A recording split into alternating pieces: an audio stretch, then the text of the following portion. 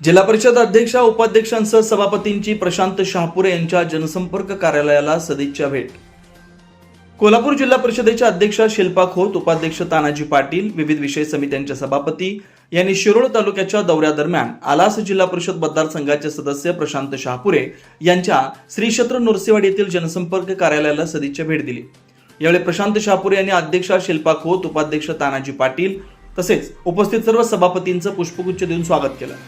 जनसंपर्क कार्यालयात काही काळ सर्व मान्यवरांमध्ये मनमोकळ्या वातावरणात चर्चा झाली।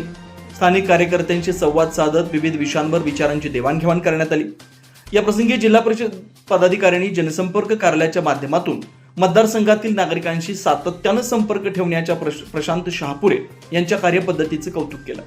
स्थानिक लोकप्रतिनिधी आणि नागरिक यांच्यातील दुवा म्हणून जनसंपर्क कार्यालयाची भूमिका महत्त्वाची असल्याचं मत यावेळी व्यक्त करण्यात आलं। या सदिच्छा भेटीदरम्यान जिल्हा परिषद सदस्य, विविध विषय समित्यांचे सभापती, स्थानिक पदाधिकारी, कार्यकर्ते आणि नागरिक मोठ्या संख्येने उपस्थित होते।